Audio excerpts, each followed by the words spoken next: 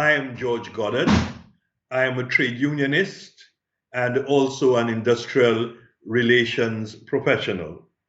I'm a poet as well, a writer, and I have published a number of collections of poetry. Hello and welcome to Obehi Podcast. I'm your host, Obehi A14, and I strongly believe that everyone has a story to share.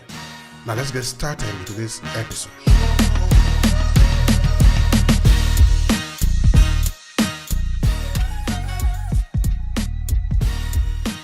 And I am generally engaged in literature, in political activism, and in industrial relations. This basically is what I'm all about. All right. Thank you so much for that, sir. It's an honor to talk to you. So you are currently speaking from where? From St. Lucia in the Eastern Caribbean. All right. That is an honor, sir. Okay, so today we are looking at the life and legacy of somebody who is very important for all the African diaspora and even the people that are living in Africa. I'm talking of the person of Marcus Garvey. Now, of course, we are going to learn a lot of things about him through you, his background, his story, and a whole lot of things. So we'll start with the basics. How would you describe the person of Marcus Garvey, the kind of a brief description of him? Marcus Garvey was what I would describe as, first and foremost, a Black nationalist and a Pan-Africanist. The period, he was born in a period, I think it was 1887. It was the late 1800s. Capitalism internationally was in the throes of one of its cyclical troughs or depressions. Jamaica, where Marcus Garvey was born in St. Anne's Bay in the British West Indies, had only just come out of slavery. In fact, as had the British West Indies just come out of slavery. Social conditions for the mass of Black people had not recognizably changed in any material way. So this was the period in which Marcus Garvey was born. It was in this period that the clamoring of an oppressed and socially deprived people intensified, and the seeds of a philosophy of liberation that went beyond just the emancipation of 1834 to 1838 was sown in St. Anne's Bay, as I say, which was a rural community. Garvey was born there. He went to school there up to 6th standard, which we describe in the Caribbean as primary schooling. And life was critical. And after leaving school, he then moved to Kingston, where he began to work. He was engaged in printing. He developed skills in printing. I would also like to mention that his father seemed to be somewhat of an activist. His father spoke on political platforms, trade union platforms in various parts of Jamaica. And perhaps some of that rubbed off on him. But then again, as I have said, conditions were very, very oppressive. And so the young Garvey very, very early moved from the rural community of St. Anne's Bay and eventually, within a period of 2 years, into Kingston, that is the capital of Jamaica. Thank you so much for that, sir. Now, he went to school in Jamaica, of course. He haven't gone to the United States now, as we will discuss later. Do we remember any incident, anything that we can learn from his school days as a young child that is going to school? Slavery have just ended. Of course, life is precarious, like you just described. But do we remember anything of him going to the school, the primary school, maybe friends of him, maybe what he said then before he became, okay, he's still an ordinary young boy now? Well, Marcus was always very sharp-witted, and he was somebody who learned very, very quickly. And Marcus was one who very, very early at that time, even going to primary school, would engage at his school in the back and forth on what were the very bad conditions in Jamaica at the time, where people weren't able to put bread on the table, even in the rural communities, where there was a little respite in the rural communities because people planted their own foodstuffs and so. But a lot of the perhaps of the other trappings of life they could not get, and it was a hand-to-mouth existence. And very, very often, Garvey and his classmates would get into little debates as far as this was concerned.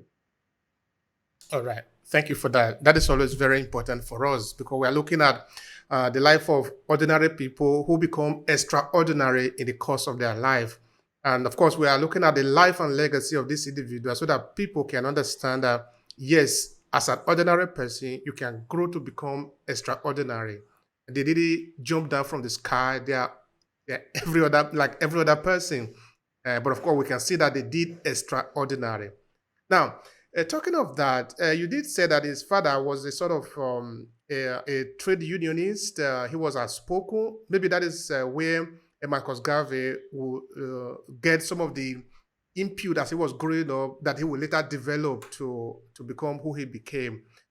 Just like his father, is there any other person that we could lay hand on in Jamaica who was sort of influencing the people, mobilizing the people for sort of liberation that we can say that Marcus Garvey could have learned from?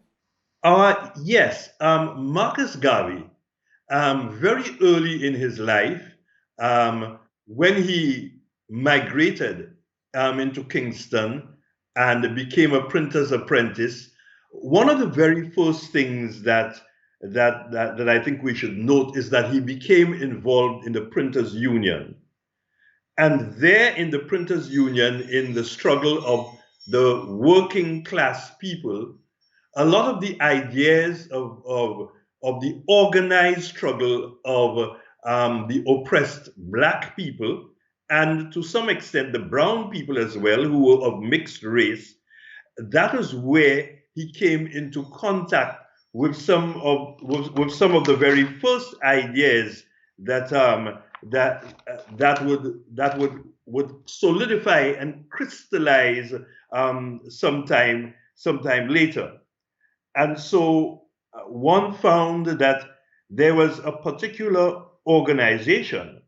That organization was an organization called, I think it was called,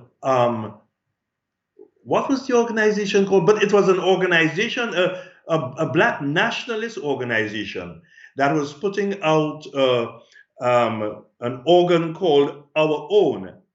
And the one, I don't recall the name now, but the guy who led that organization made a lasting impression on Marcus, so that it helped solidify his philosophy of Black nationalism. In fact, one of the issues of that organ, this particular gentleman wrote, "It is only when the people of the diaspora, the people of Africa and African descent throughout the Caribbean, the West Indies, that is, the Central America, the United States, Africa, throughout the world, it is only when they unite that they will be able to achieve true liberation for the oppressed Black peoples throughout."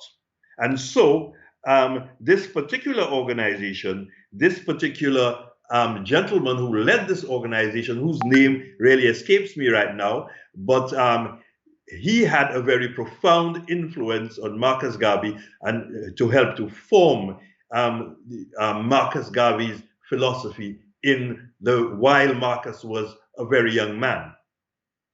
All right, that is very important. Now you revealed something interesting there.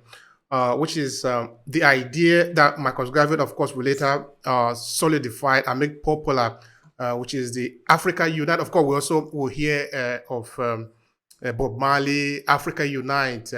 So we can see now that the idea have been around somewhere in Jamaica at the time. So that led me to sort of ponder over the question: how really was the identity of the African diaspora at the time? How did they see themselves as a people, even though some of them could find themselves in Brazil, some could find themselves in Jamaica, some could find themselves in other islands, in the United States, in the United Kingdom. Was there anything that was united there as of the time that Marcus Garvey was still a growing young man? It was what united Black people across the world was, in fact, racial oppression. Racial oppression, which was compounded, of course, by economic and social oppression. We have to remember that we were talking about, just before Marcus was born, we are talking about the 19th century. Slavery had been ended in the British Caribbean in the period 1834 to 1838. But as I observed earlier on, social conditions had not really changed. In places like the United States and in Central America, slavery ended even later. But Black people were fragmented across the area. But at the same time that they were fragmented, they were undergoing the same social oppression. So it took it took someone, it took a movement to develop, to connect the dots, if you like, connect these people across the diaspora. And of course, there were forerunners of Garvey, you know, but these forerunners, like guys like Dr. Robert Love, guys like in the United States like W.E.B. Du Bois, there were forerunners, but these forerunners of Garvey did not have the kind of link with the common people that would allow them to generalize that consciousness of the people across the diaspora. And so it was Marcus coming out of Jamaica, going through the Caribbean, going through Central America, and even North America, where a branch of his UNIA, was formed in New York. And of course, later on, his links with London and his links with Africans on the continent who caused the movement to attain real international proportions. So we will say the Pan-Africanism of Marcus Garvey actually brought the movement together across the Caribbean, the Americas, and right into the continent of Africa. Yeah, that influence did reach Africa. And of course, it will lead to the liberation of Ghana, which was one of the first, not the first actually, but one of the first to be independent. And the mark that, though Kwame Nkrumah didn't really meet him because he wasn't there at the time. I think he had been deported. But the message, the signs that Marcus Garvey left in the United States will influence Kwame Nkrumah, who will then become the first president of Ghana. Yes, in Africa, the influence reached home, and we wish that it more has reached home. Anyway, now, is there any incident that we can trace in the life of Marcus Garvey that actually led him to become more participant as a revolutionary, as the one who really want to change situation? Okay, we know that now he's working there in Kingston, in the capital of Jamaica. Was there anything there that happened, or did he slowly from there grow up? Was he discharged from the work? Did he have any quarrel with anybody? Is there any incident that happened while he was still in Jamaica there, but now preparing maybe to even leave Jamaica to the outside world, to the United States? What was very, very important at that time was the breaking out of World War One. And in the during the breaking out of World War One, a number of Jamaicans and Caribbean people in general were enlisted to fight for the British Empire. In this fight, these people were soldiers called on to fight for the British Empire, but they were discriminated against very, very badly on the battlefield. And they were very often asked to do menial jobs, very often asked to, virtually serve the white officers and the white military establishment virtually as not much better than the slaves were treated earlier on in the 1830s.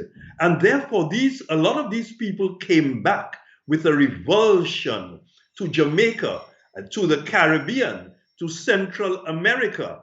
And these people found themselves in establishments, at workplaces, in situations of oppression as well, where they brought a certain consciousness with them, the consciousness of heightened deprivation. They brought that with them. With these people, Marcus Garvey did make contact first within the trade union movement, within the political movement, as well as within his own UNIA. He made contact with these people, and the experiences of these people actually informed a lot of his ideas and his praxis as far as the liberation of the colonial people, especially the black people, is concerned. He would later travel in Central America, especially Costa Rica, Panama, Belize. He would travel into these places. He would later go on to the United States of America, where he would experience at first hand a lot of the deprivations, where he could see that it was not only in Jamaica. I must also mention that he traveled throughout the Caribbean as well, where he was able to organize chapters or what you call or branches of his organization, Grenada, Trinidad, right here in my little island of St. Lucia, Guyana as well, which is on the continent, but which we, like Belize, also always take in as part of the Caribbean. And so this broadened his experience, and in the broadening of this experience, this led to an activism that was more internationalist. All right. Now, he went to the United States finally to stay. Can we say that he went to the United States for a mission specifically? Did he go there because something pushed him there? Do we know what can be maybe the reason behind him going to the United States?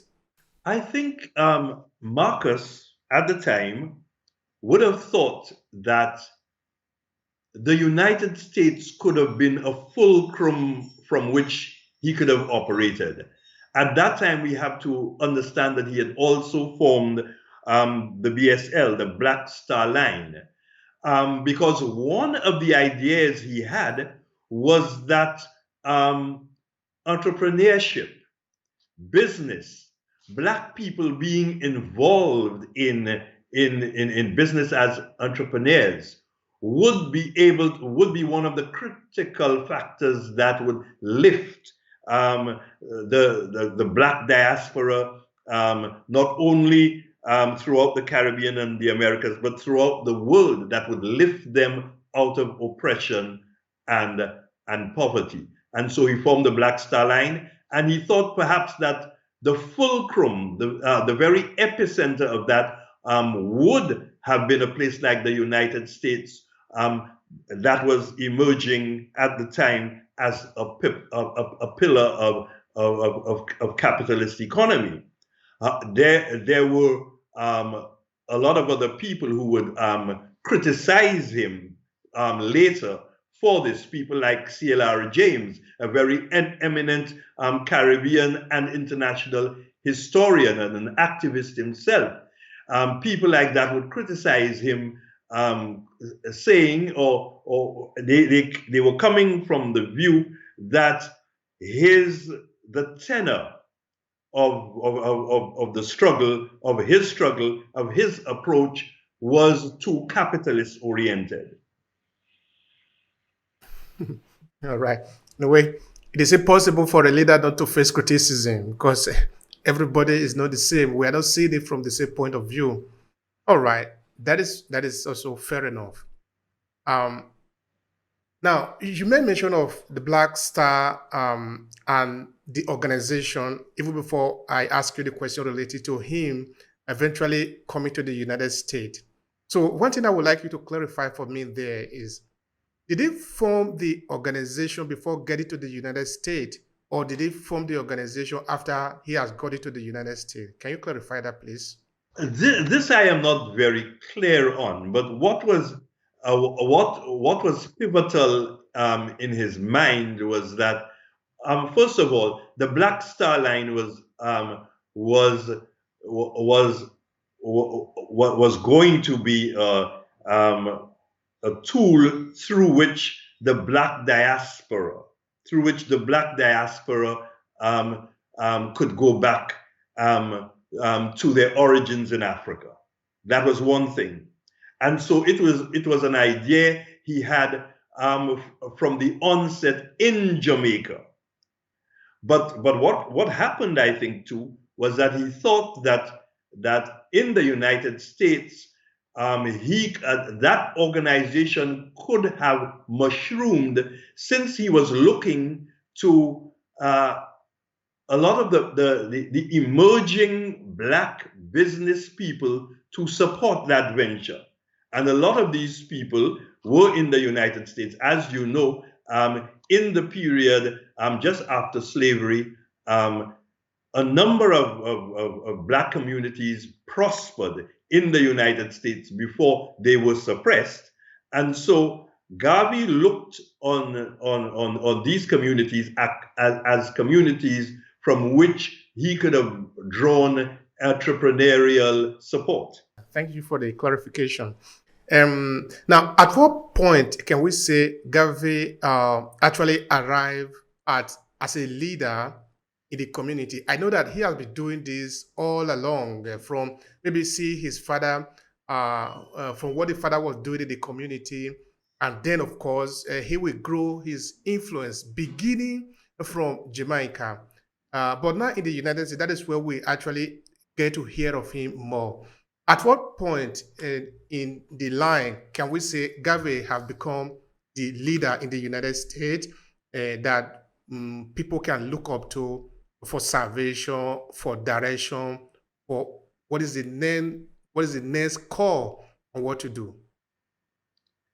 Okay, I think here we have to note that Garvey, in fact, in 1928, recognizing the importance of the political struggle, not just of the trade union struggle, but the political struggle for democratization, which would eventually lead to reforms and to independence. He saw that quite early, and in 1928 he formed what we call the People's Political Party in Jamaica. So quite early in Jamaica, we saw the formation of a political party by Garvey himself.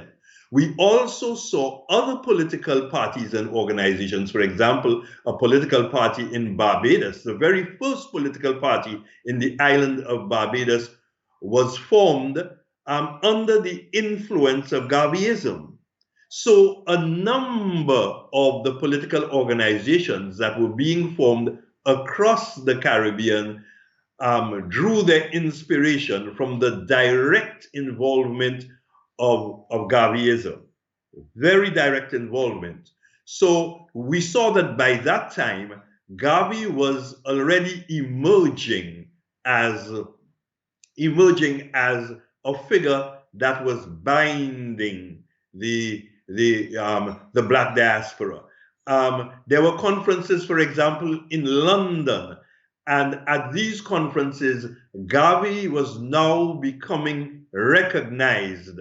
As I say, he was going beyond what was looked upon as the elitism of leaders prior to him, who were well-meaning, who were Black, but who were removed from the mass of the people. And it was Garvey's connection and involvement and immersion with the mass of Black people, not only in Jamaica, and with his political party and with his involvement in trade unions, not only in other parts of the Caribbean, but in Central America. I want to say too that at that time, Garvey also dabbled in a bit of journalism, because one would realize that to spread the ideas, there was a need. Newspapers at the time and magazines were a big thing.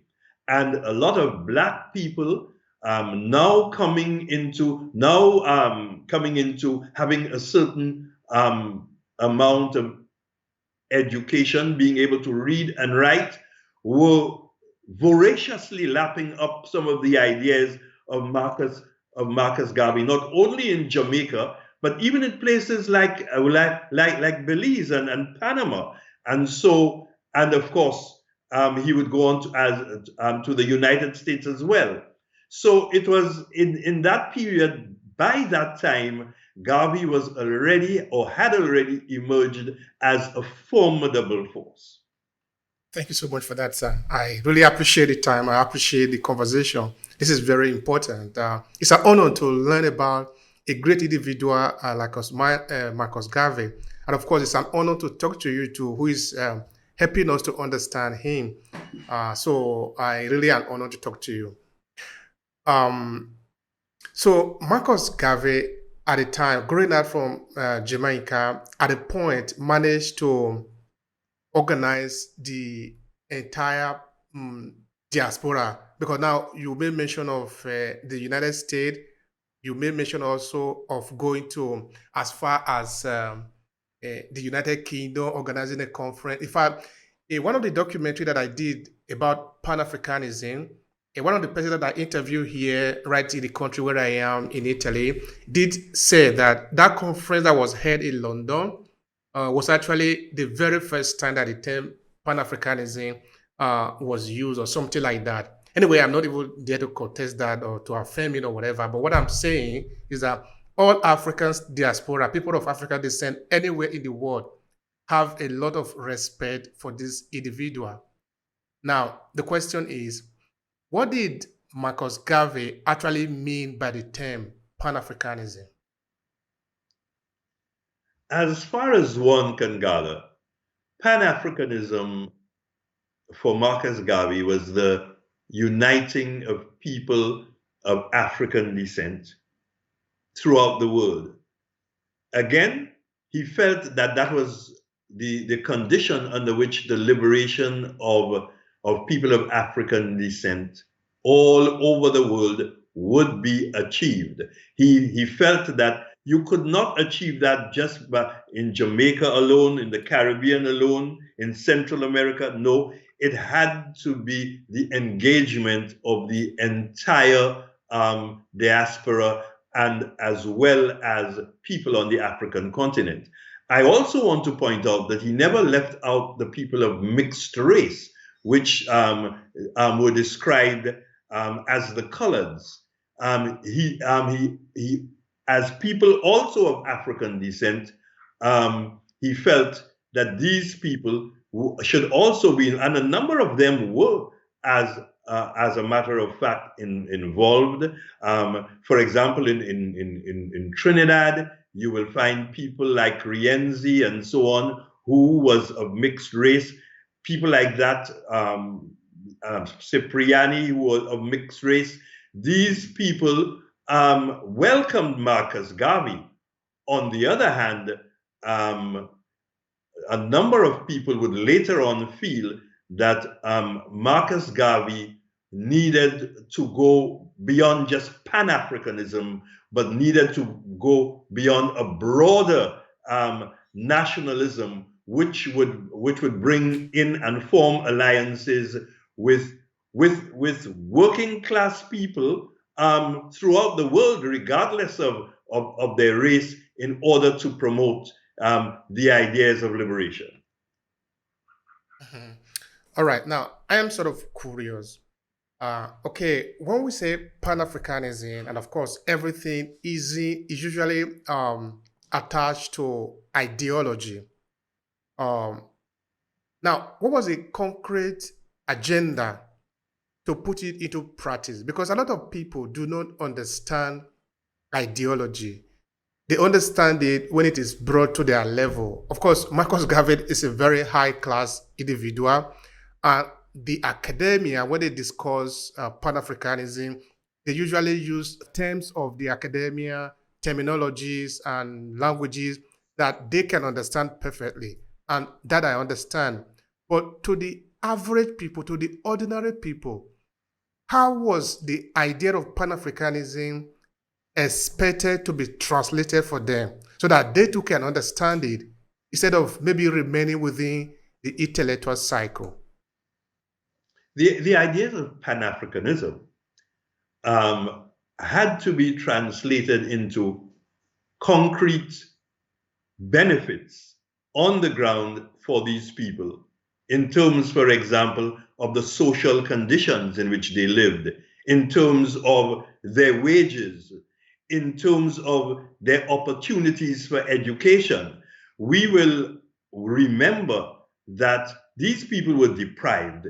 These people, and that was accentuated in conditions of the Depression and the First World War. So these people saw this Pan-Africanism not in a very ideological sense, as you say. They understood that there were ideas, but they had to see it transformed in their very lives, in their various communities in the Caribbean, in the United States, and in the diaspora generally. So this is how these people, the broad mass of the people would have seen it. And this is what the broad mass of the people expected.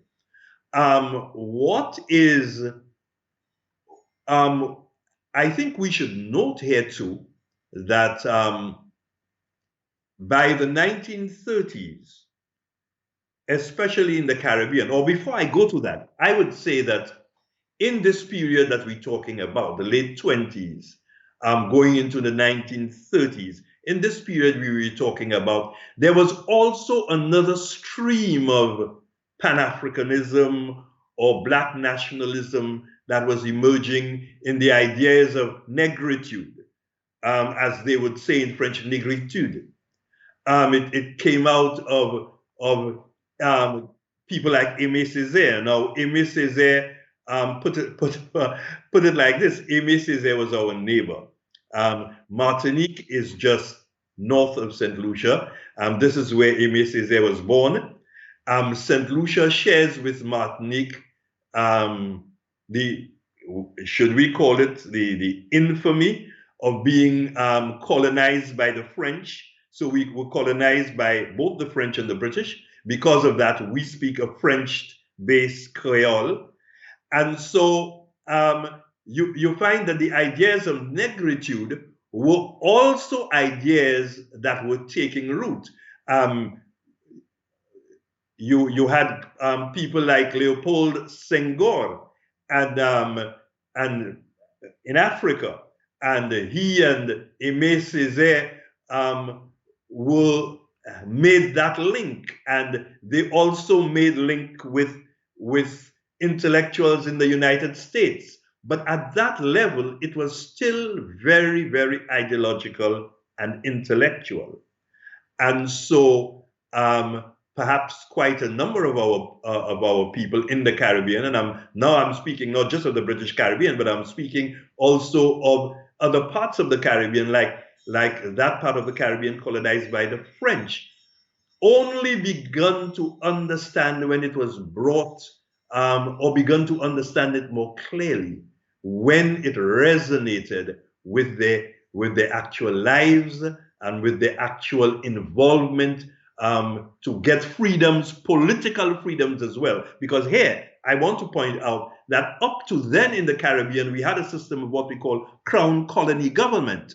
And in that crown colony government, the broad mass of the people, especially the Black people, the broad mass did not have political power. You had a certain amount of political authority in the hands of the planter merchant class, who were predominantly what they call colored, of mixed race, and also they were also white. But for participation in that government, the franchise was based on property. The majority of Black people did not have the property qualifications. Of course, in places like Jamaica and even in St. Lucia, you would find that even in the days of slavery, Black people had run away and that they had cultivated land in the hills. But this land was not, this property was not recognized by the colonial government sitting in either England or France. And so they did not have these qualifications, the qualifications that would allow them to participate. It was only with the explosion, the rebellion of the 1930s, that you find that people would eventually, the broad mass of the people would in the Caribbean, that is, would eventually be brought into the wider struggle for national liberation, which was also unfolding in Africa and in the United States as well, but which was stymied quite a bit in the United States.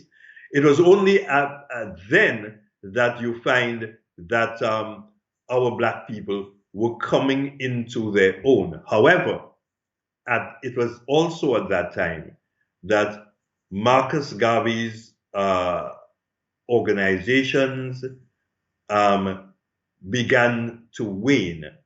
So that at that time you find that as an organized force, he did not have, he started his influence as an organized force started to diminish. But at the very same time, the seeds and the ideas that he sowed started to germinate in the liberation movements, in the labor movements throughout the Caribbean. Thank you so much for that. Now, the idea that Marcus Garvey was propagating, and the idea that was coming from Negritude, coming from the branch of French Africans now, what was the major difference? And was there at a point the desire or the intention to merge the two together for a common purpose?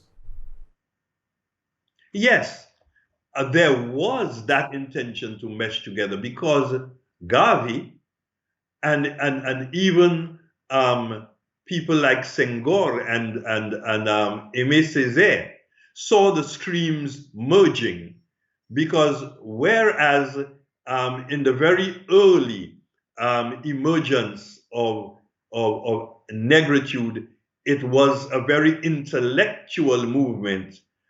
People, especially like Césaire, saw the need for it to make connection with the broad mass of the working people. And that is why we found, for example, Césaire going back to his native Martinique and becoming immersed and involved in the political movement in Martinique. And it was in this period, just before going, in fact, before he went back to Martinique, that we would find that he would develop a lot of the ideas which would eventually lead to his immersion in the politics of Martinique, and the Caribbean. And I'm sure you must have heard, or perhaps you have read his seminal poem, because he was a great poet as well. His seminal poem, "The Cahier," in which he described.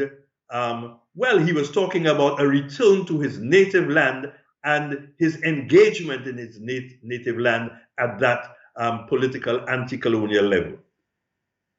That's interesting. So at least at the point there was this desire to merge the two together and to have a common purpose, and that should be natural, because if they are both fighting for the interests of the African people or the people of African descent, that interest must sort of become the same for both now. Otherwise, we'll go to look for another way to interpret it. All right. Now, what about Africa? At the time that Marcus Garvey was in his prime, okay, I understand that the Atlantic, the Black Star Line was designed also to take people of the diaspora back home, and a lot of things that have happened then. But I want you to explain the message to me even before then. In that, how was the message of Marcus Garvey received in Africa? At the time in Africa, how was the African people getting the message? And what were they saying? How were they reacting to the message? The reaction of African people to that message at different levels were different. The large mass of African people at that time, engaged as they were in the anti-colonial struggles with the British and the French and the Belgians, etc., the broad mass of the African people were quite unaware at the time of even the desire for the African diaspora to make that link with Africa. At the level of the elite, however, there was that desire, there was that knowledge, and at the level of the elite, there were mixed reactions as far as that is concerned. Now, as I have pointed out, Senghor was one of those who had a fair understanding of what people like Garvey would be trying to achieve, what people like earlier on, like W.E.B. Du Bois in the United States were trying to achieve, and they were open to the ideas. They were open to the ideas at several levels, at the political level, at the cultural level, and the cultural level is very important. And a number of people on the African continent understood that. It was much later, I think in the 50s, but it comes out of that movement. It was much later in the 50s that people like Amilcar Cabral would point out that it was important for the liberation of Black people to return to the source of culture, return to the source of the understanding of oneself as a people, not as a people fractured across the world, but as a people united by what he saw as a common destiny.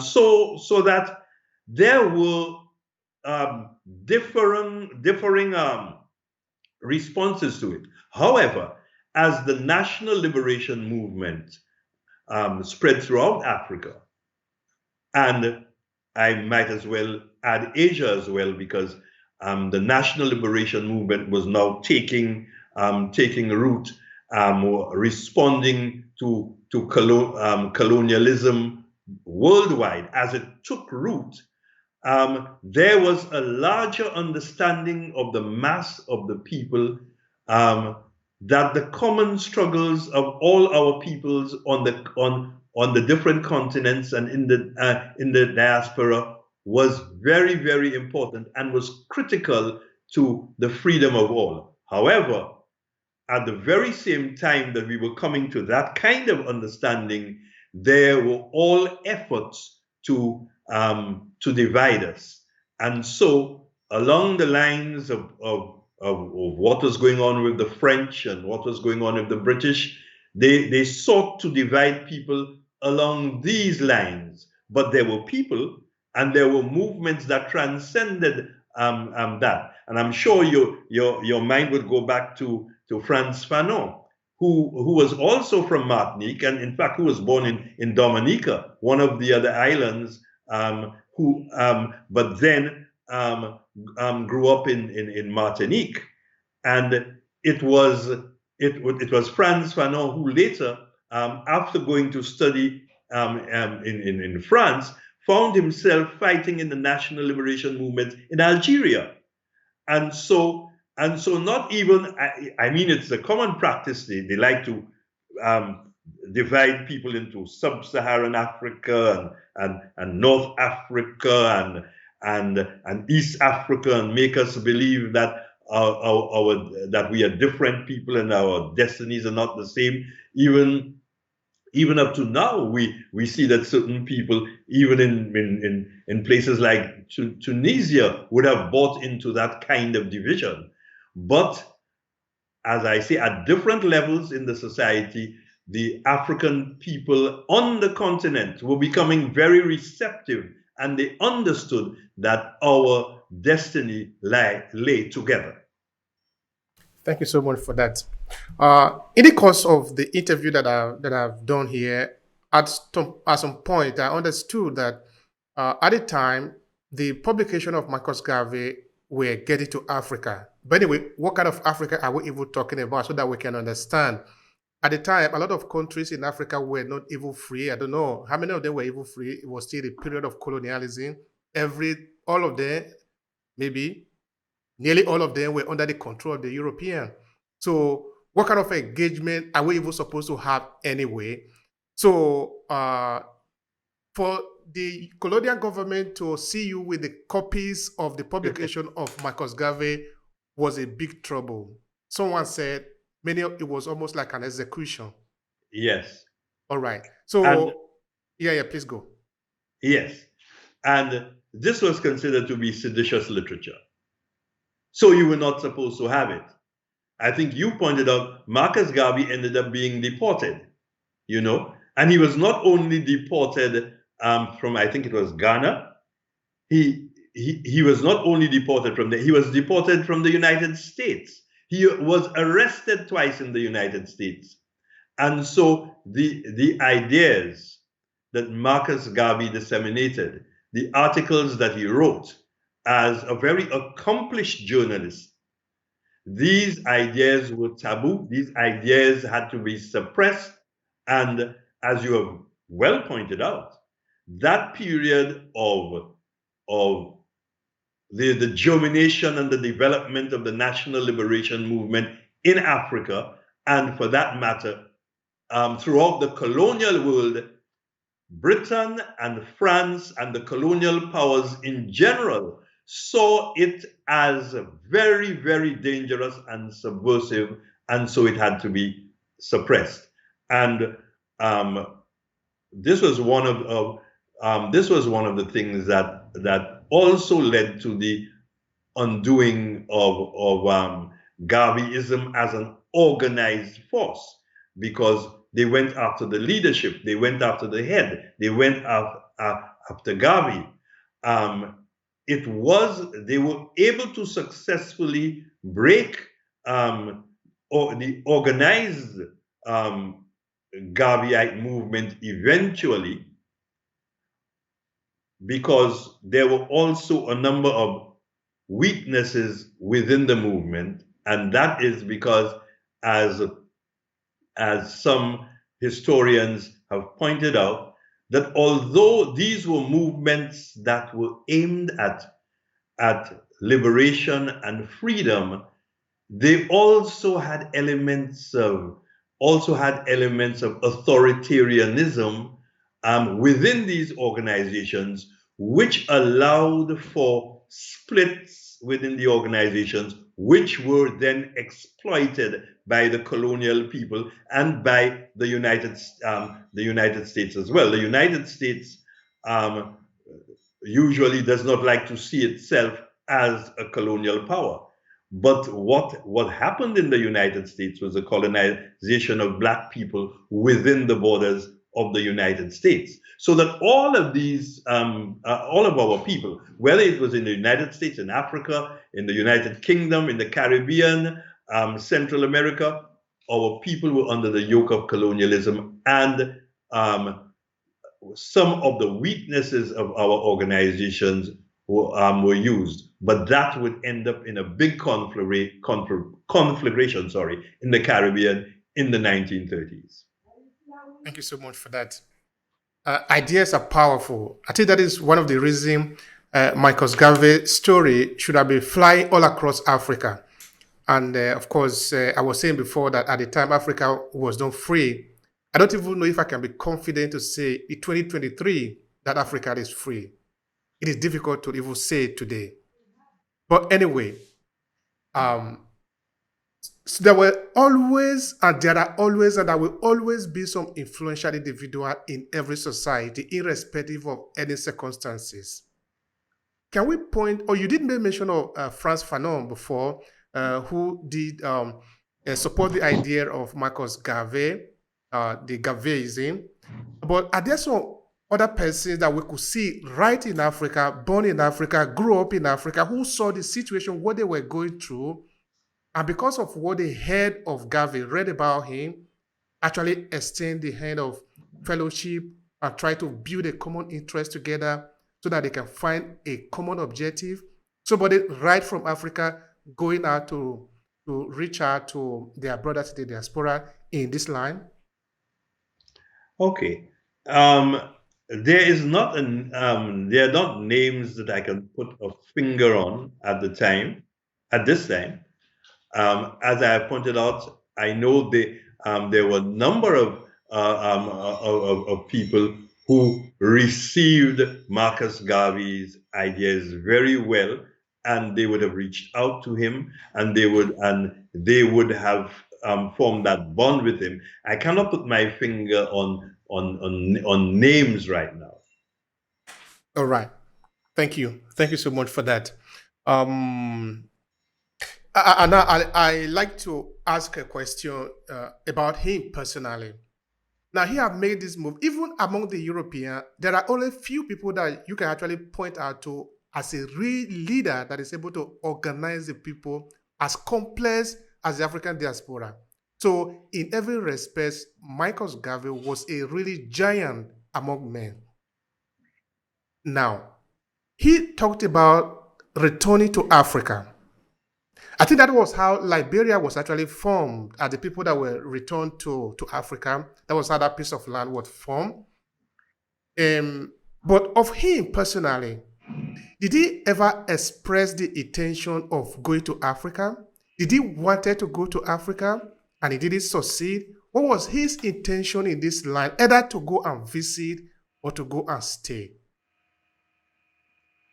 Okay. Marcus Garvey, while his intentions or his philosophy was quite clear, and while Marcus Garvey preached the idea through the Black Star Line, the BSL, of going back to Africa, I am not sure whether Marcus Garvey himself intended to relocate personally in Africa. I think, however, that he felt that Black people in the diaspora outside of Africa should have the option of making that return and that it was a very desirable thing. And so, from that standpoint, I think his movement was, in fact, quite a genuine movement. Now, even here in the Caribbean, there was a pushback. There was a pushback among certain people from that. People felt that, look, I am already here in the Caribbean. I'm going to stay here and make my life in the Caribbean. But to a number of people, other people, they accepted it while they accepted it philosophically. They saw themselves as, okay, whoever wants to do it can do it. I will leave my options open as to whether I move there or not. Now, I must talk here of the movement called Rastafari. These the movement of Rasta, and I'm sure you would have heard, you would be familiar with that. That movement is the movement in more recent times that have sought to continue to propagate these ideas. Although some streams of that movement propagate it in a more modified form. A lot of times, because people were being fed the idea, look, you're going back to Africa. Africa is divided. The majority of people on the African continent would not even want you to come back there, etc., etc. So people have had mixed feelings about it. But whereas people have had mixed feelings about it, there has always been a core of people who have looked to the idea of going back to Africa. But whether Marcus himself would have eventually settled in Africa is not clear to me. All right, thank you for that. That is, that was important to be clarified. Of course, there are different dimensions to that question and to the idea around it. Because even for us, because we are a generation that we very really transported here by force, like me. I came here to Italy in 2004, and I'm still here, not because the Italian government forced me to be here. They did not invite me. I came on my own. If I want to return to Nigeria today, I can do that. But I'm still here. That is my choice. And of course, sometimes we can use different ideas to justify why we remain where we are, why we don't want to return home. Anyway, it is a complex situation. It is serious. Because the question of back to Africa will always come to haunt us until we address it, no? All right. That might be a discussion for another day because it is important for us to look into whether as a group. In fact, if I may just interject here for a while, you would be aware of the reparations movement. And one of the demands of certain parts of the reparations movement in the Caribbean is that part of it should be that one should have the option of going back to Africa if they so choose. It is not compulsory that as an African in the diaspora, you must return home. That is not compulsory. It's not even... Anyway, let me put it like this before I offend people. The point is that this whole world belongs to all of us as human beings. We are supposed to live wherever we choose to, as long as we are not destroy the peace of the people that we found there. So that includes also the people of African descent. If you like to live in the United States, and that is where you find your peace, you should be free to do that. If you want to live in Germany or France or in Canada, you should be free to do it. It is your choice. That you should return to Africa is also a question of choice. Nobody is going to force that on you. But I think where it will become a little bit interesting is that sometimes people over-romanticize the idea that, we are returning to Africa, all of us, tomorrow. Because there is no really bridge that is stopping you from going to Africa if you want to go to Africa. Okay, look at the European, for example. I'm not saying the European is the best, is the better model. But I'm just saying, look at it, because Europe and Africa are separated by only a small stretch of water. Irrespective of what many Europeans might believe that they are seeing Africa for the first time, I usually tell them, hey, it is not true. It's just because you don't know. You and me are neighbors. We have been here living between this water for thousands of years. You know me. I know you. So don't pretend you don't know me. All right, having said that, the country Australia was transformed into what it is today by immigrants that came from Europe. You can't simply wake up and tell them, hey, all of you should return home. It is if they want to, they can return to England or some other part of the Europe where they come from.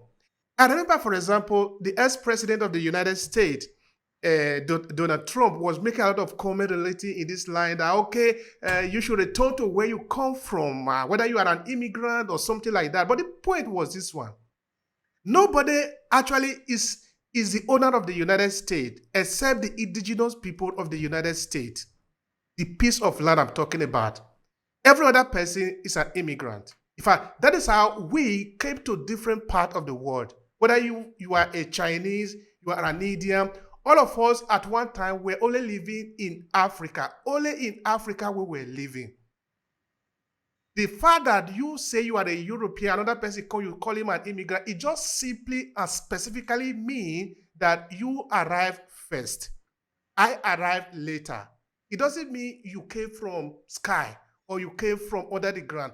All of us are coming from the same place. We are the same people. Of course, metamorphosed based on the forces of nature, based on what have happened to you. Anyway, I don't want to overdrag that. But I think that is a very interesting point and a very salient point that you're making. Because if you're going to say, well, all Africans, and what are Africans? Are you going to say that people of a particular phenotype or whatever are Africans? I mean, you have all ethnicities right across Africa, from south to north, east to west. But are you going to say all Africans remain in Africa, all Europeans remain in Europe, all Asians remain in Asia? That kind of apartheid, that's what it is. That kind of apartheid is ridiculous. The earth belongs to all of us as humanity, and you cannot banish people, as you have correctly pointed out, to living in one part of the world, or saying go back to here or go back to there, because as you have pointed out, Australia, the Europeans have spread everywhere, right? And so they are in Africa, they are in Asia, they are in Australia, they are in North America. So why should other people be required to just be fenced in, or all forced to return to a particular geographic area, and other people be kept out because this is not your land? But when you look, a lot of times the people who are saying, oh, go back to this place or go back to that place, go back to Africa, go back to India, go back to Asia, these people do not, in fact, as you have pointed out, they are immigrants. They do not, on what factual basis are they asking people to go back to this place or to that place? Thank you so much for that. I appreciate that. That is very important. And it's absolutely important for people of the African descent and diaspora to understand that concept, that you are free to live anywhere you choose to. As long as you are not an immigrant, you do not disturb the peace of anybody. If you want to live in Vatican, go there and live. You have the right. And interestingly, on that point too, and it's very, very good that you have developed that point, because on that point too, whereas back to Africa is something that is commendable, on that point too, the point that we have options, there are a lot of people who, because they hold the concept that going back to the African continent is the ideal thing, they look upon those who choose to reside or to live or to have their lives elsewhere. They look upon those people as if you're a traitor, as if you have sold out. Anyway, you see, that is why I was saying that this particular idea, the back to Africa, is an interesting conversation that we need to have. All right, now let me give you an instance. Then we'll come to Marcus Garvey just now. All right, I come from south of Nigeria. Now, in south of Nigeria, the state that is called Edo State, that is where I'm coming from. Inside Edo State is a small city, we'll call it now, Uromi. That is where I'm coming from. Now, Uromi, you go there, you enter my village. My village is Amedokiam. Now, this is the story I want to say. Now, we have done a story, a kind of investigation to know where are the people from my village coming from. Okay, then we find out that the people of my village, which are called Amedokiam, of course, a part of Amedokiam, not the whole of it, a part of it came from another place, which is not Uromi, because you need to get to Uromi before you can get to my village. It came from another town, another small city that is called Ebohimi. That is where we are coming from. Of course, I'm not going to drag that more, because if I drag it more, we understand that the people of Ebohimi are coming from another place, which is the people of Benin. That is where all the family of people of Assam are coming from. And this is the story I want to make. Because we are not the original people of Uromi or the Amedokiam, if the original people tells us, hey, you are going to leave this land, if that is an idea that was shared by one of the persons that I interviewed here, you are going to return to where you came from. Now, by the time we return to where we came from, we meet that other people are there. Then we tell those people, you are going to return to where you came from. This word is going to be in confusion. So it's never going to happen. Not now, not in 1 million years' time. Let me share something with you. Please. You will notice my name is Goddard, George Goddard. Yeah. Goddard is a British name. Now, I carry that name because my grandfather is of European origin. My father's father. My father is of mixed race, right? A black St. Lucian woman and a white Barbadian. That white Barbadian has his origins in Britain. My father did a DNA, and my father's DNA shows that roughly a very large part on his mother's side is Nigerian, and half of it is from Britain, right? And then you have little bits and pieces from North Africa and this place and that place and the other place. So as a human being, so obviously I have not done such a DNA, but obviously if these are the roots of my father's, then obviously it is replicated to some degree in myself as well.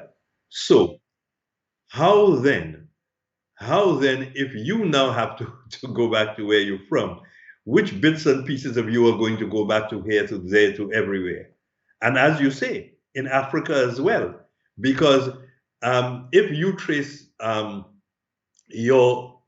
traces his DNA to the Igbo people or to the Fulani or to this or to that, you will go on tracing over and over again until where are you going to? Because populations have moved, have migrated for thousands of years, if not tens of thousands of years. Absolutely. You know? Thank you for that. You see, it is important, this conversation. We need to awaken it. By the way, because I want us to return to Garvey, otherwise I have all that thing to have asked there. Yes. But it's fine. All right, now let's come to the great man, Marcus Garvey. Now, how do you examine his own type of leadership? Because again, I repeat, he's one kind of a person. He was able to do what many people put together couldn't do. Because in your story, the way you explain it, There were other people before him who couldn't manage to organize the people the way that he did. He is a kind of a person. So how do you explain this whole type of leadership? Marcus was a charismatic leader. Marcus was a mobilizer. Marcus had the ability to make that connection between ideology and practice on the ground. And that is what differentiated him from the people who went before him. That was what allowed him to form organizations like UNIA, to form organizations like the Black Star Line, to go throughout the length and breadth of the Caribbean and to infuse our people with the idea that we can rise up and better our conditions socially and economically, that we can rise up and free ourselves and liberate ourselves. And what is very interesting, he was not only in his element in the Caribbean, he was also able to find his way on the Central American continent, where things would have been a bit different in terms of in terms of the influence of Spanish culture, because here in the Caribbean, he would have moved primarily in countries where you had the influence of British culture, and in some cases French culture, like St. Lucia, right?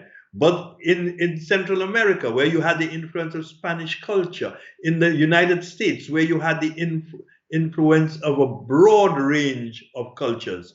So Marcus was able to translate and to make that connectivity among people.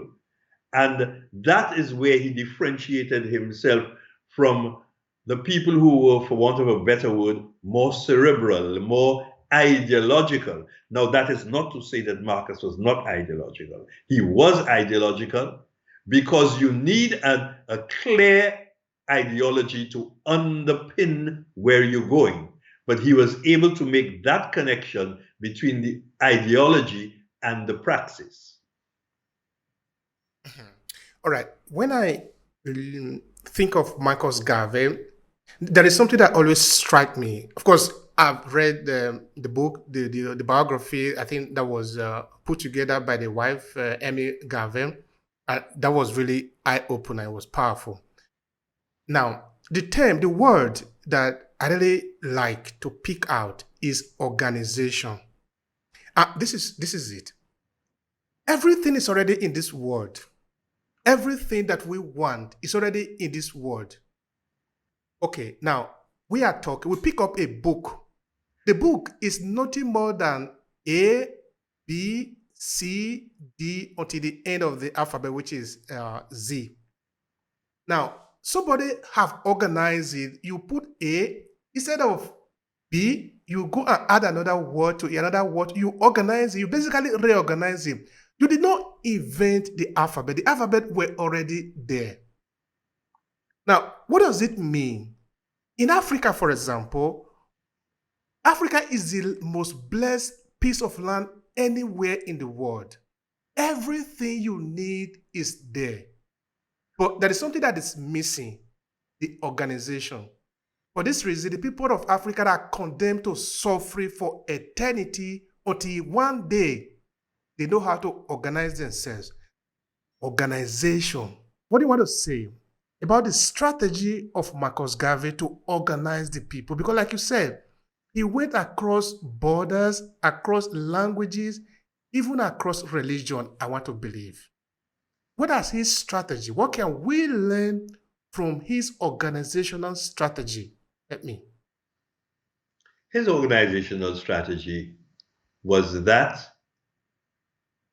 there was a common bond, and he accentuated that common bond among our people. And that common bond was, one, the conditions of deprivation and the desire for people to rise above these conditions, the desire of people to be free, the desire of people all over the diaspora to live as human beings. And he was able to make that bridge, that gap between what perhaps the people who were only intellectual understood from a very cerebral standpoint, to practice on the ground, to showing people that we can better our conditions of living if we took this action, that action, or the other action.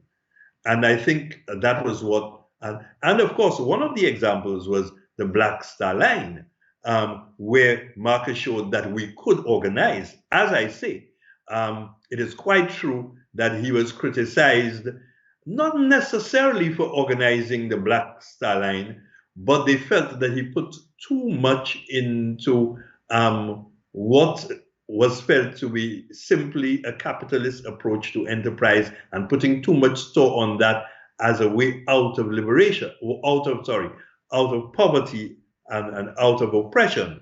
However, it does not dim the fact that he had these tools of organization. Now, again, I go back to the position where it is understood that at some point the organization that Marcus built, the several branches of the organization that Marcus built, did not hold together because of changing conditions, not because people did not understand the need to go on to liberate themselves, because the matter of liberation, you said earlier on that the question of liberation, the question of freedom, the question of independence, you're still not free, and that is quite true. It is still a work in progress, and because Marcus Garvey and perhaps those around him did not have the ability at the time to transcend what had the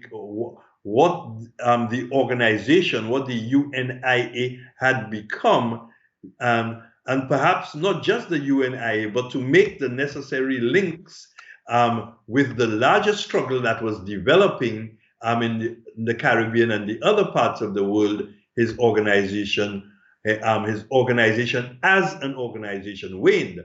However, that does not take from it the fact that his ideas continue to be a seminal force in the liberation movement. How did they manage to get the resources to be able to set up the Black Star Line, because those are gigantic projects? Do you know that 2023 there is no shipping airline that is owned by an African or an African descent? If you know anyone, you can help me understand it. How did they do it that time, and we cannot do it today? Marcus depended primarily on the commitment of a number of people in the diaspora, in the Caribbean, in the United States, Black folk. But even then, one must record that he became very, very disappointed in them when he felt that they were not continuing to support the organization at an entrepreneurial level in the way that he thought that they should. But a lot of that happened because of divisions that were sown in the movement, divisions which had to a very, very great extent its origins in the power of the white supremacist state the state of the United States. Now, if people want to be free inside the United States, now it would be very stupid of the American government if they don't intend to destroy it. But to even say, I build a house, I will never have somebody try to take it from me, it's not even a strategy. That is not a plan. The plan must be that, tomorrow people are coming to take this house from me. So you must be on guard. Did the organization do everything it needed to do to safeguard itself from external forces? Because not to think that other forces are coming to destroy the organization would be an error. Help me with that. No, it didn't, and I think that one of the ways it could have insulated itself effectively against this was a more democratic involvement of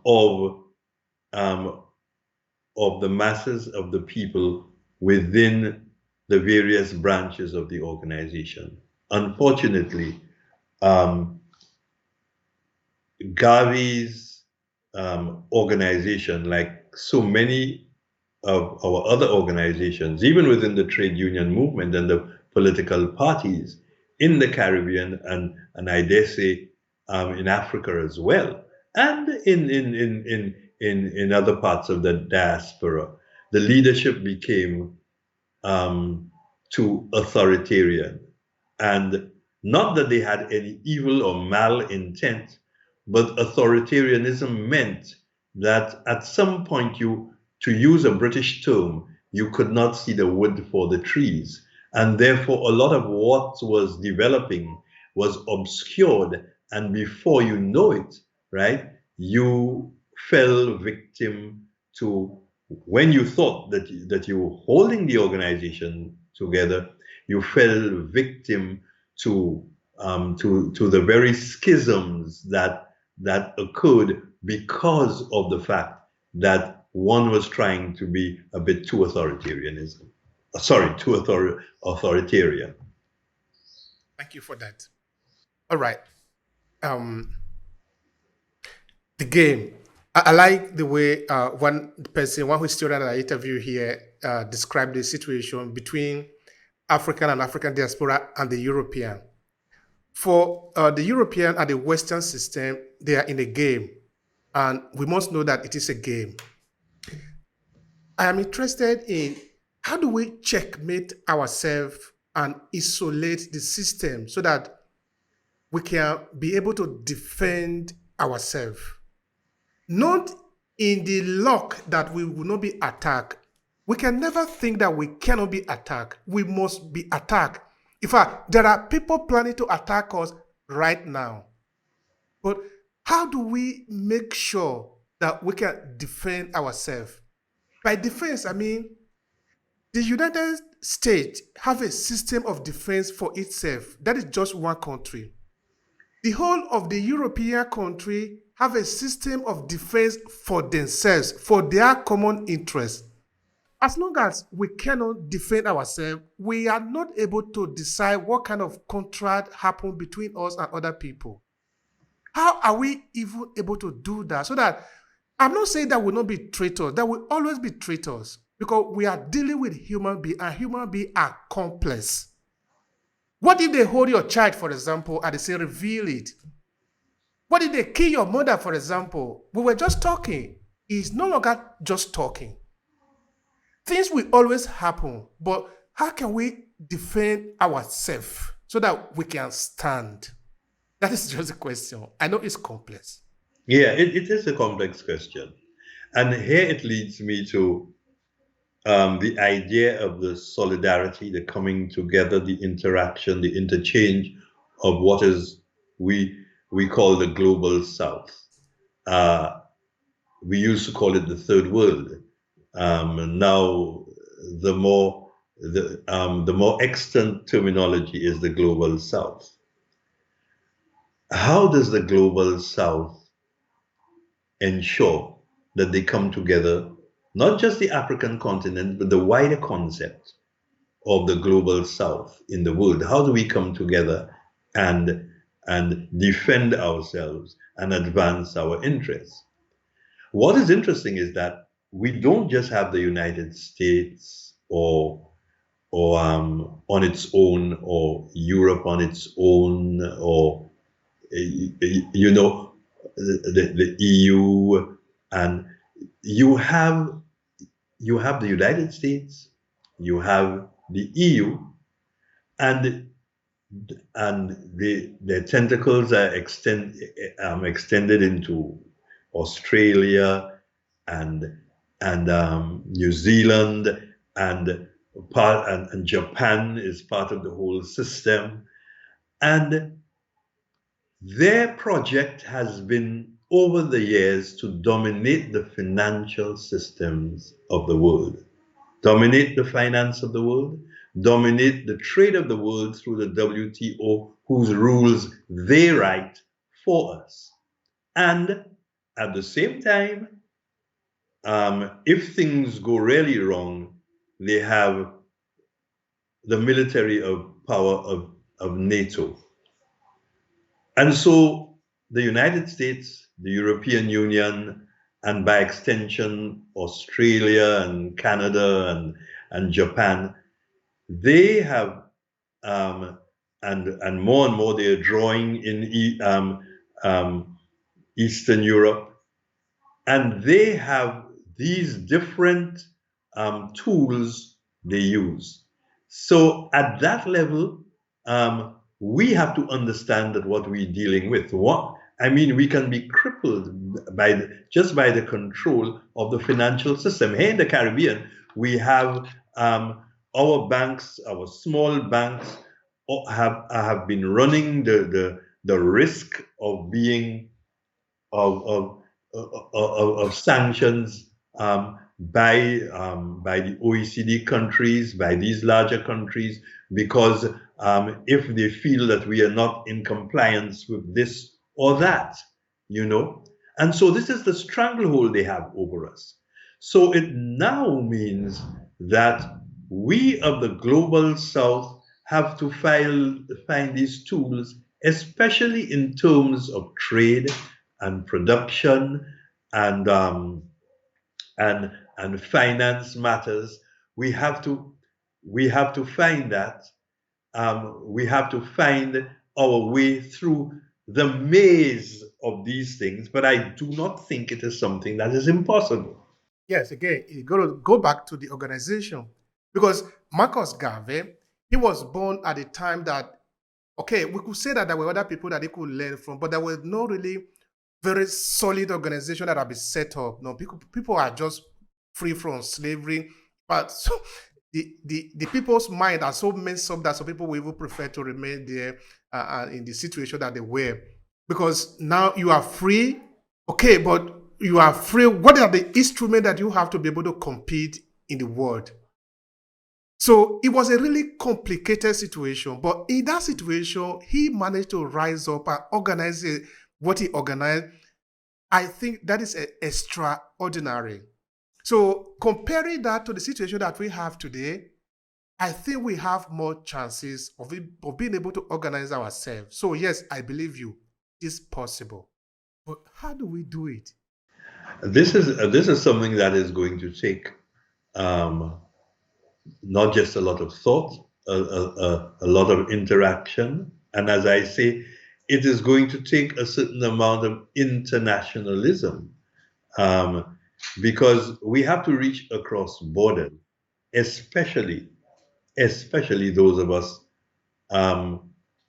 who we now describe as those of us in the global South. We have to reach across borders, across cultures, across race. We have to reach across that and build something from the ground up, because the edifice that we face is a very complex edifice. That edifice sees us as an entity to be suppressed, an entity from which to extract wealth, and any movement in the direction of claiming or reclaiming our wealth, they look at this as a threat to their further accumulation of wealth.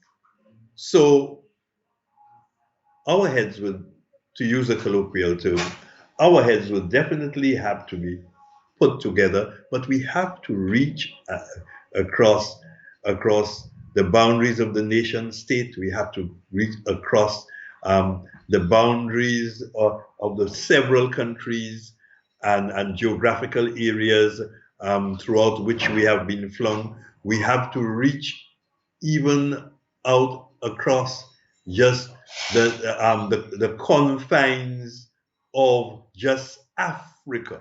We have to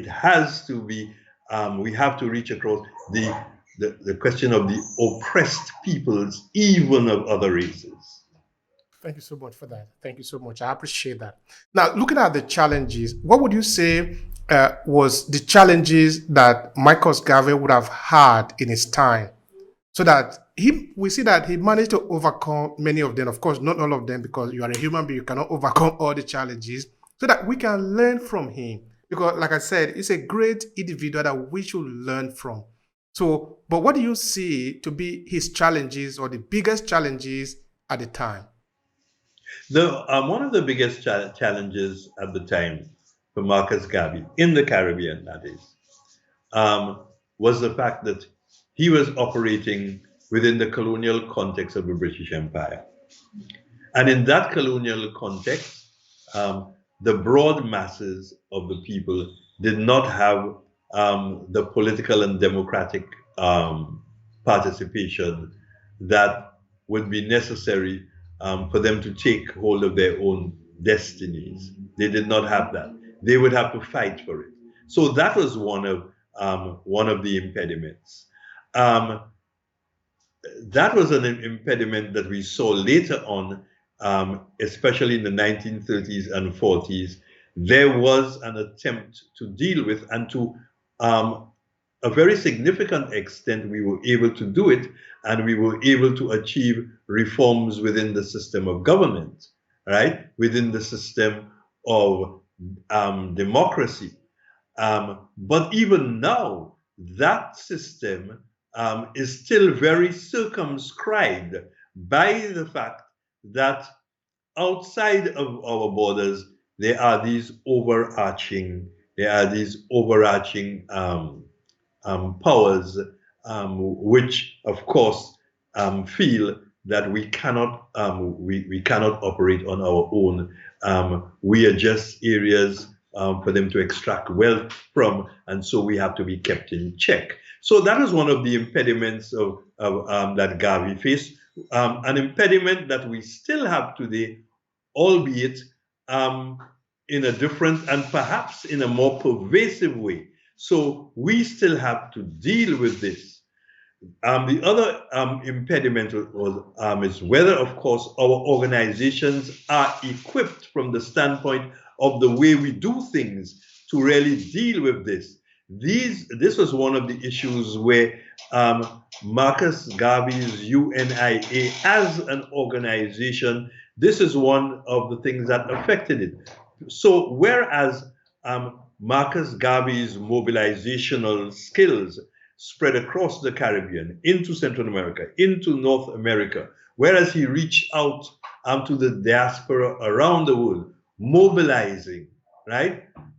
Organizing even, but I don't think enough attention was paid to how that organization continued to relate to the challenges of the time. And that is one of the areas that I think in our various countries, in the diaspora across the world, at the level of the various political organizations of activism, our universities, our institutions of learning, our systems of trade, our systems of finance. I think all of that it is within these areas. Again, we say it is very complex, but it is within these areas that we have to that we have to focus, or else we are missing the point. As far as you are concerned, as far as you can see, how do the people of the African diaspora look at Marcus Garvey many years after he has gone? What does he represent for us? I think, generally speaking, the people in the diaspora, even right here in the Caribbean and across the world, I think Marcus Garvey um, is actually looked upon as somebody of historical note, somebody of historical note, not much more than that. And I don't think enough attention is being paid to not just to his life, but in what he brought to the ideas, the liberation of the people. He's somebody still right now, historically, in the distance. As I say here, you will hear in the Caribbean people talk about him, usually the people in the Rastafari movement and other people, but I still think that we have not really studied and focused on the full legacy of Marcus Garvey. Thank you so much for that, sir. That is very important. It's very important to point it out. In fact, that is why we decided to talk about him today, his life and legacy. Because, like I said, I think even studying his organizational ability should have been enough, should have been one reason why every child in Africa should know of Marcus Garvey. And of course, in the diaspora, sometimes we're not a child of the education. But of course, even the education is changing now, because now you can educate yourself if you want to. We have access to the internet. All the information are on the internet. Why not help yourself to teach yourself and teach your children about what you want to learn? Because, like I said, I came to Italy where I am today before I know of Marcus Garvey, but I have to help myself. Everybody needs to help his or herself. We don't need to rely on the colonial education to say, okay, now I know it all. No, you don't know. You know what they want you to know in the educational system. For you to know more, you need to teach yourself what you want to know. What would you suggest as a strategy to make sure that we learn more about him and about other people like him in the diaspora? What should we do? How should we do this? Despite the internet, despite the opportunities that the internet gives us, the doors to information that it opens, we are faced with a phenomenon where there are still certain powers with the monopoly of ideas. So it would mean that, whereas on an individual basis, you and I can access information, I think it is going to take a more organized effort. I think to a very large extent, the people, we have to put pressure on the people we elect in our various countries across the diaspora, who are the ones who determine what the curriculum is, who are the ones who determine the ideas that we interface with in our various countries, within our various educational systems. That pressure has to be put on these people to include that kind of knowledge within our curricula. Only recently, our government has, here in St. Lucia, has indicated its intention to introduce into schools the history of Africa, the history of the Caribbean as it is connected to Africa, the history of the Caribbean as it is connected to all of the people who were relocated through indenture through slavery, to the Caribbean, the history of the genocide of the first peoples in our region, the Kalinago, and so on. Infuse our education system with this. But it has to be something that is going to be done at the policy level, because I do not think it is sufficient for just you or I. Whereas on our own volition, of course, we can go and access this and access that, of course. But because of the monopoly of ideas, information, and media by the very colonial sources that we have had for hundreds of years now, because of that, there is that tendency for these sources to block out what we need to know, although what we need to know is there. So there must be a deliberate policy on the part of those people whom we elect to take care of our business. There must be that deliberate policy, and we must pressure these people to develop these policies in our various countries. Thank you so much, sir. Thank you so much for that. All right, now, what would you say is the real achievement and the true legacy of Marcus Garvey? What do you think people should remember him for? I think what Marcus Garvey is essentially remembered for is that he was a Black nationalist, a Pan-Africanist, who brought an awareness of the people of the Caribbean and the people of the world for the need for, according to Bob Marley, Africa to unite. And to unite to overcome our oppression, our deprivation. The idea was that he gave us that consciousness of it.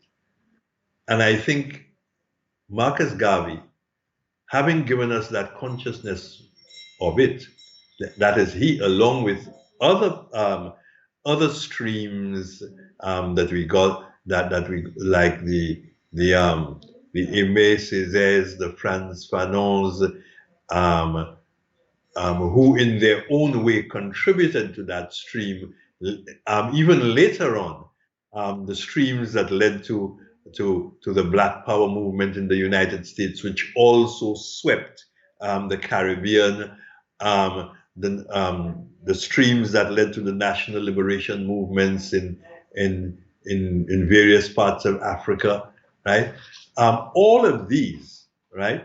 When we look at all of these, I think we can appreciate what Marcus did within that context. And it is for us now to take the baton from there forward to ensure that the unfinished business of decolonization occurs. Because independence for African countries, Caribbean countries, Asian countries that have been under colonization, formal independence is only, in my view, 1/10 of the story. To use a term, the struggle continues, and there's unfinished business, and that unfinished business will take many forms. And one of the forms it will take is the form of re-educating ourselves in the wellsprings, the sources of our struggle and freedom. And to quote again Amilcar Cabral, which I quoted earlier on, we have to return to that source. And in returning to that source, drink from the well springs and then equip ourselves to continue that struggle which Marcus and his forebears began. Thank you so much, dear George. Thank you. I appreciate the time and also the sharing. Is there anything you would like to add to it? I've asked you everything I wanted to ask you. Not necessarily. I think what I want to impress upon all of us is that there is a need. We have not arrived. We are not even halfway there. We see the events that unfold in the world. We see the domination that is unfolding in the world. We see the domination of the financial systems of the world. We see the domination of the trade systems of the world. We see that within organizations like the WTO, they write the rules for us. We see that even right, for example, here, like the World Bank, they write the rules. Caribbean Development Bank is circumscribed by the World Bank. We see all of this. And that should teach us that we are not yet there, not by a long shot, and that our shoulders will have to be put to the wheel to continue that struggle until we achieve what we are looking forward to. Thank you so much, sir. Thank you so much. It has really been an honor to talk to you, and it has been a pleasure to learn a lot of things from you. Thank you, sir. And thank you so much for giving me the opportunity to share. Thank you. It's been an honor here. If you enjoy this podcast, make sure you subscribe so you never miss any of our future episodes. Rate and review Obehi Podcast and share with your friends who might need it. I remain Obehi Ewafo. Thank you so much for listening, and talk to you in the next episode.